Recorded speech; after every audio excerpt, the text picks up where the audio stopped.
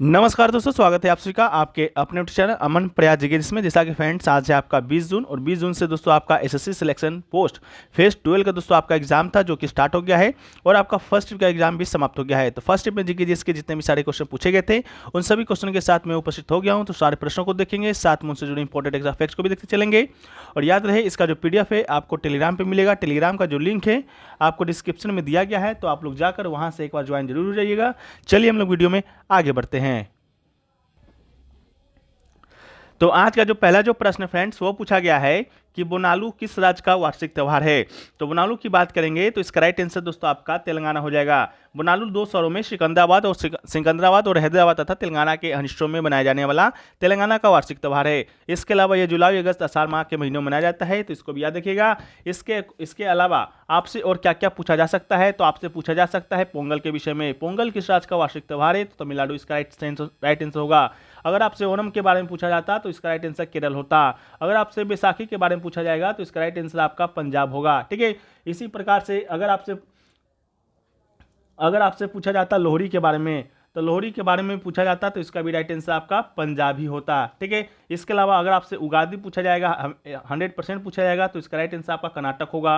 अगर आपसे विशु पूछा जाएगा तो इसका राइट आंसर भी आपका केरल ही होगा। ठीक है, उसी प्रकार आपसे बिहू पूछा जाएगा तो इसका राइट आंसर दोस्तों आपका आसाम होगा।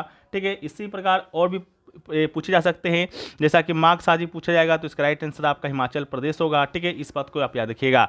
चलिए वीडियो में आगे बढ़ते हैं फ्रेंड्स। पहले हम लोग बात कर लेते हैं टेक्स्ट बुक पर चल रहे उम्मीद की किरण सेल के नाम से। इस सेल के दौरान अगर आप इनका ईयरली का टेक्स्ट बुक पास प्रो लेते हैं तो आपको मात्र 466 रुपये में देखने को मिलेगा। और कूपन कोड आप APG यूज करते हैं तो आपको 10% की जगह 12% का एक्स्ट्रा ऑफ मिलेगा।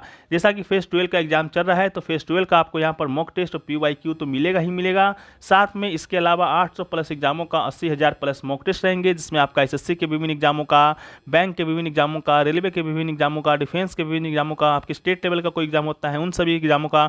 इसके अलावा बड़े से बड़े एग्जाम जो यूपीएससी कंडक्ट कराता है, इसके अलावा छोटे छोटे एग्जाम ग्रुप डी तक के एग्जामों का मॉक टेस्ट और PYQ आप मात्र एक ही पास में आप अनलॉक कर पाते हैं। जिस एग्जाम की आप तैयारी कर रहे हैं वो एग्जाम का मॉक टेस्ट और PYQ आप यहाँ पर लगा सकते हैं। बिल्कुल एग्जाम की तरह ही एग्जाम के पैटर्न पर आधारित होता है।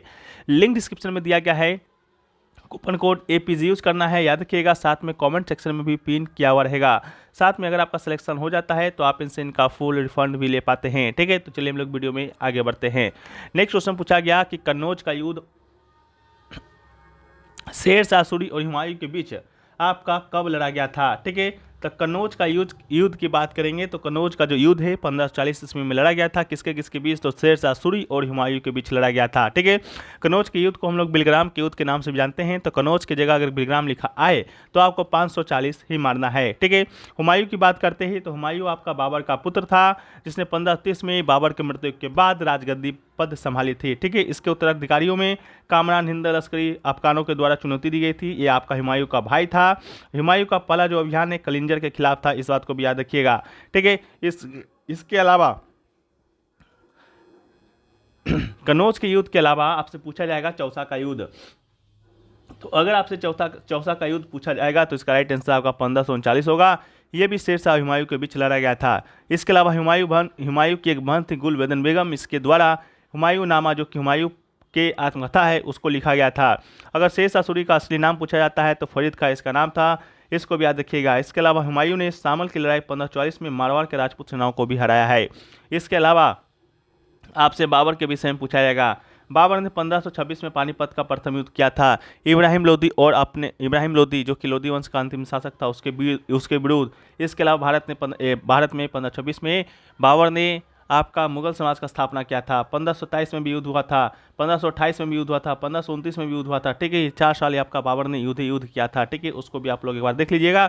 बाकी हम PDF में आपको यहाँ पर दे देंगे। PDF की बात करेंगे तो PDF टेलीग्राम चैनल पे आपको मिल जाएगा। टेलीग्राम चैनल का जो लिंक है आपको डिस्क्रिप्शन में दिया गया है, आप लोग जाकर वहाँ से जुड़ना मत भूलिएगा। आपसे हाथ जोड़कर गुजारिश है। ठीक है, देखिए नेक्स्ट क्वेश्चन पूछा गया आपसे कि जालियांवाला बाग नरसंहार के विरोध में के रूप में किसने नाइटहुड यानी सर की उपाधि वापस कर दिया था। ठीक है, तो नाइटहुड की उपाधि की जब बात की जाएगी तो ये आपका रविंद्रनाथ टैगोर ने, किसने, तो रविंद्रनाथ टैगोर ने वापस कर दिया था। किस नरसंहार के बाद, तो जालियांवाला बाग नरसंहार के बाद। जालियांवाला बाग नरसंहार आपको मालूम होगा 13 अप्रैल 1919 को आपका हुआ था।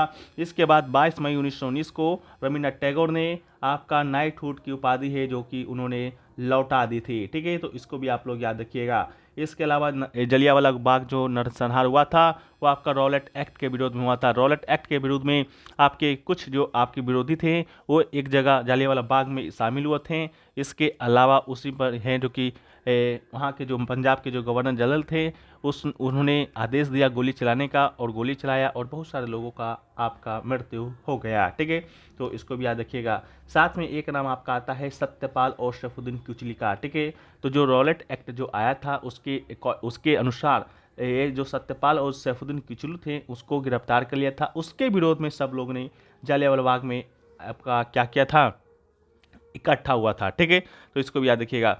इसके अलावा महात्मा गांधी जी भी ने एक उपाधि है जो को वापस लौटाया था, केसर हिंद का। ठीक है, तो केसर हिंद की उपाधि अगर आपसे आता है तो इसका राइट आंसर आपका महात्मा गांधी होगा। इसको भी आप लोग याद रखिएगा। नेक्स्ट क्वेश्चन जो आपसे पूछा गया वो पूछा गया आपसे कि निम्नलिखित में से कौन जॉर्ज ऑरवेल की प्रसिद्ध पुस्तक है। जॉर्ज ऑरवेल की प्रसिद्ध पुस्तक के बारे में आया था तो इसका राइट आंसर आपका 1984 हो जाएगा। 1984 दोस्तों आपका पुस्तक का ही नाम है। ठीक है, इसे 1949 में अधिनायकवाद के खिलाफ चेतावनी के रूप में प्रकाशित किया गया था। इसके अलावा ऑरवेल ने नाजीवाद और स्टालिनवाद के दोहरे खतरों पर वर्षों के चिंतन के बाद चेतावनी के रूप में 1984 जो पुस्तक है वो है जो कि लिखने का काम किया था। तो इसका राइट आंसर आपका 1984 हो जाएगा। नेक्स्ट क्वेश्चन आपसे पूछा गया वो पूछा गया कवि कालिदास और खगोल शास्त्री आर्यभट्ट किस भारतीय शासक के दरबारी कवि थे। तो कालिदास की बात करेंगे या आर्यभट्ट की बात करेंगे दोनों का जो राइट आंसर है वो दोस्तों आपका एक ही होगा। वो राइट आंसर होगा चंद्रगुप्त द्वितीय। ठीक है, जो आपके कविदास थे वो आपके चंद्रगुप्त द्वितीय के दरबारी कवि थे। साथ में जो आर्यभट्ट थे वो भी आपका चंद्रगुप्त द्वितीय के ही दरबारी कवि थे। ठीक है, तो इसको आप लोग याद रखिएगा।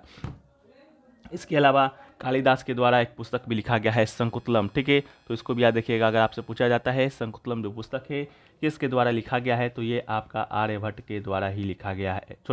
कवि कालिदास के द्वारा ही लिखा गया है। चंद्रगुप्त द्वितीय की बात करते हैं तो ये गुप्त वंश का राजा था जो कि 375 से लेकर 415 ईस्वी तक है जो कि भारत पर शासन किया था। ठीक है, इसको भी आप लोग याद रखिएगा। इसके अलावा जो चंद्रगुप्त द्वितीय है वो विक्रमादित्य के नाम से भी जाना जाता है। विक्रमादित्य की उपाधि किसने धारण किया था, ये क्वेश्चन अगर आपसे आता है तो इसका भी राइट आंसर आपका चंद्रगुप्त द्वितीय ही होगा। ठीक है, चलिए इसके अलावा फायान के बारे में आप लोग जानते होंगे। फायान जो कि एक दोस्तों आपका चीनी यात्री था, ये आपका चंद्रगुप्त द्वितीय के ही शासनकाल में आपका भारत आया था। तो ये भी प्रश्न आपसे पूछा जाता है कि फायान किसके शासनकाल में भारत आया था, तो इसका भी राइट आंसर चंद्रगुप्त द्वितीय ही होगा।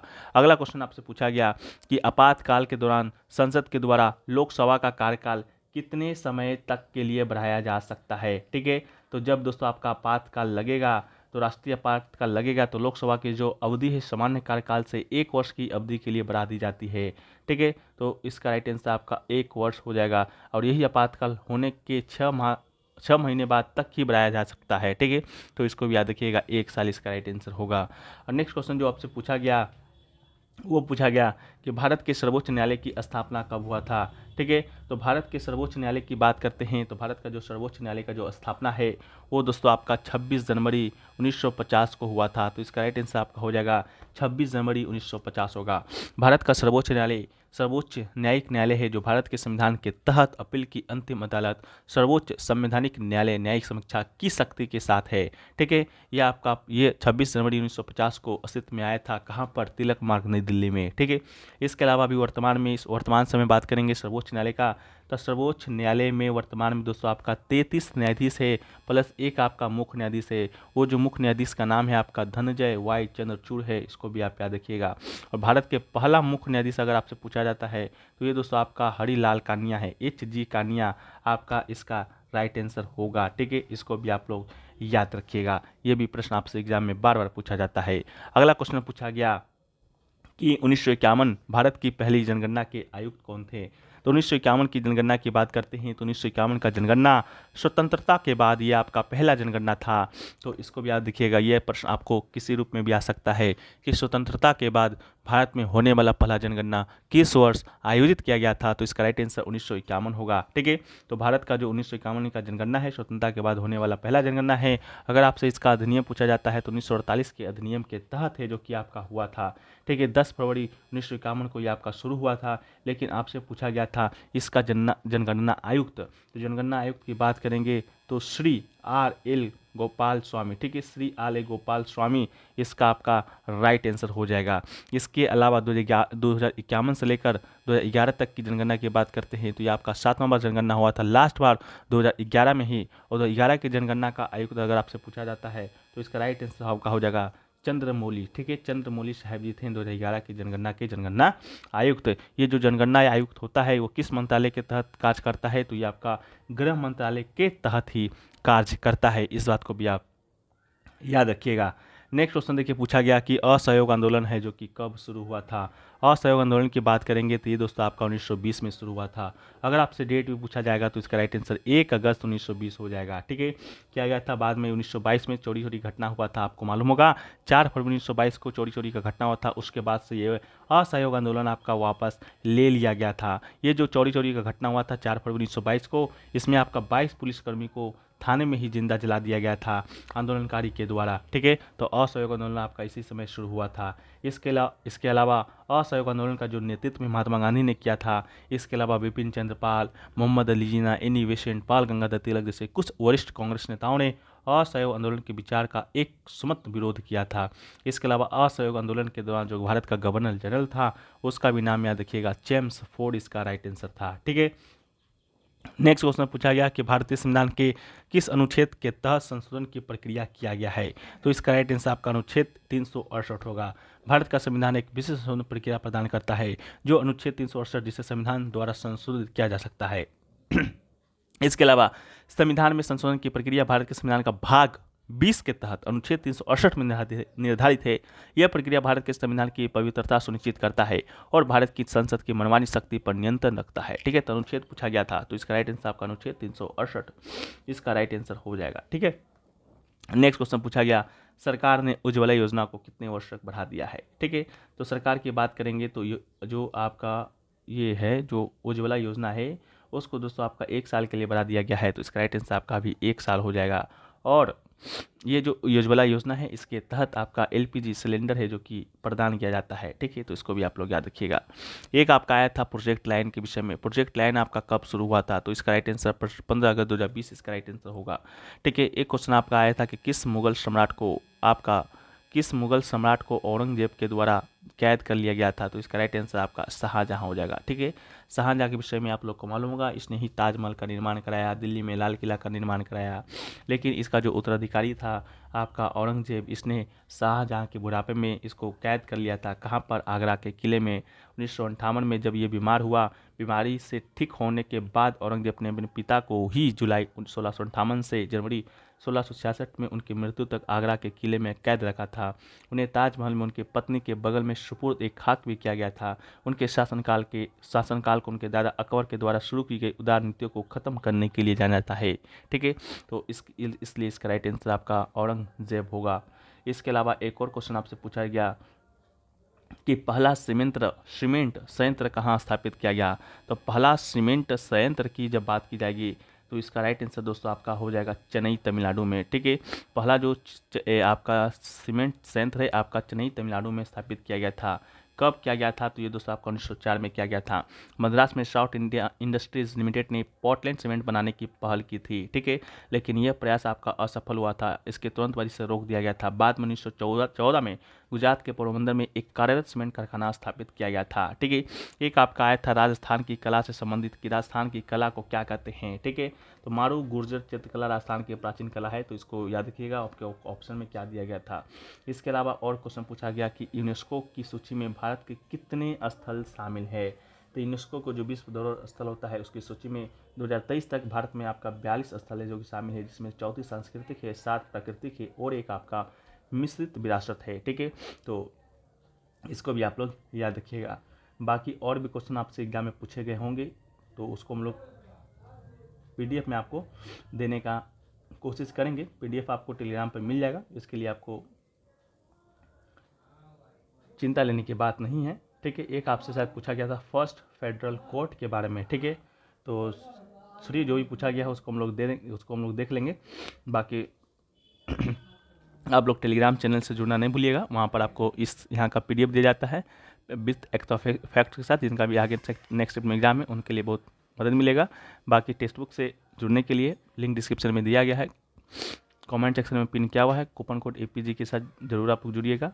मात्र 466 रुपये में सभी एग्जामों का मॉक टेस्ट और PYQ आप यहाँ पर अनलॉक कर पाते हैं। मिलते हैं हम लोग नेक्स्ट वीडियो में, जब तक के लिए जय हिंद।